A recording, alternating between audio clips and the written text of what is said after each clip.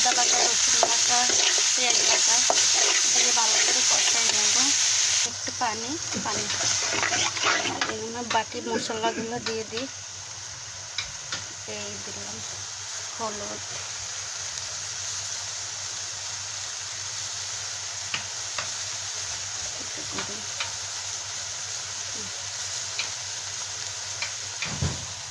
মরিচের গুঁড়ি,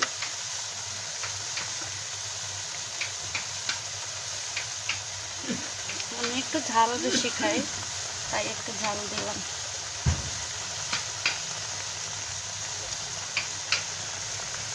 এইখানে 22 পদ মশলা সব কিছু ব্লেন্ডার করা আছে আমার, একেবারে সব মশলা একসাথে ব্লেন্ডার করে রাখি আমি।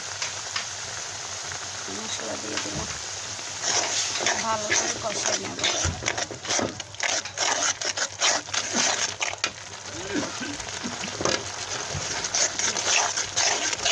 আমার রান্নাটা আমি মুরগির মাংস রান্না করবো। আপনারা হয়তো বলতে পারেন যে কী রান্না করবেন, বলতেছেন না।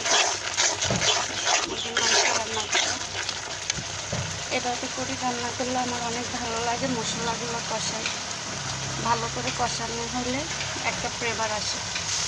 এখন মশলাগুলো কষানো হয়ে গেছে, তেল বাইরে গেছে, লাল লাল হয়েছে। এবার আমি মাংসগুলো দিয়ে দেবো। দেশি মুরগি এটা, দেশি মুরগিগুলো অল্প মাংস। ওইদিন অনেক বড় একটা রাতা মুরগি জবাই করছিলাম, সেটার থেকে একটু হয়েছে, তাই আলু দিয়ে রান্না করবো আমি।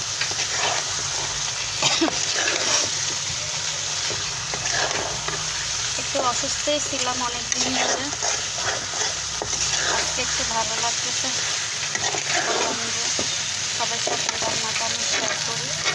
অনেক সময় আমি লাঠির চুলায় রান্না করি, আপনারা সবসময় দেখেন। আজকে আমি গ্যাসে রান্না করতেছি।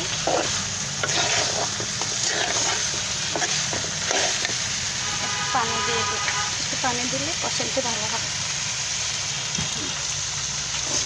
পানিটা দিয়ে আমি ভালো করে কষাই নেব।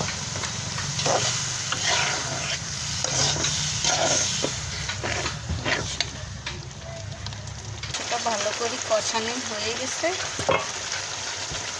এবার আমি আলু দিয়ে দিব। আলুগুলো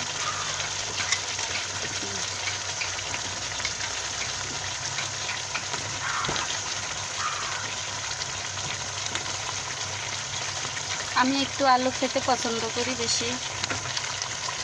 আমার সব কিছুর মধ্যে আলু থাকতেই হবে, যেটাই রান্না করব আলু দিতেই হবে। আলু না দিলে তো আমার ভালোই লাগে না। আলু আমাদের বাঙালির সবচেয়ে বড় খাবার। আর সবচেয়ে বড় কথা হয়েছে যে কি, সবজির এত এত দাম না, পাচ্ছি আলুটাই একটু সস্তা আছে, তাই সবাই একটু আলুটাই খেতে ভালোবাসে বাসায় সবাই।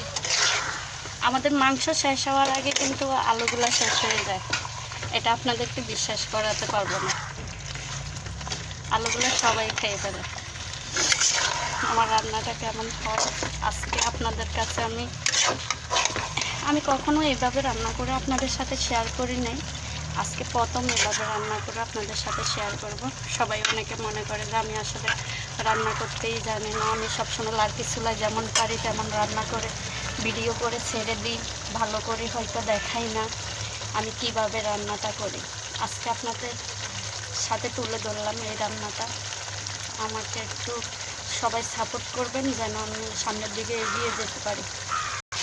আলুগুলো কষানো হয়ে গেছে, এবার আমি একটু ঝোল দিয়ে দিব। আপনারা হয়তো বলবেন লং এলাচ দারচিনি কিছুই দিই নেই, এগুলো সব আমি গরম মশলা ব্লেন্ডার করে ফেলি সবসময়। গোটা গোটা দিলে দাঁতের তলে পড়লে না কেমন জানি লাগে, চাওয়াইতে আমার কাছে একটুও ভালো লাগে না, তাই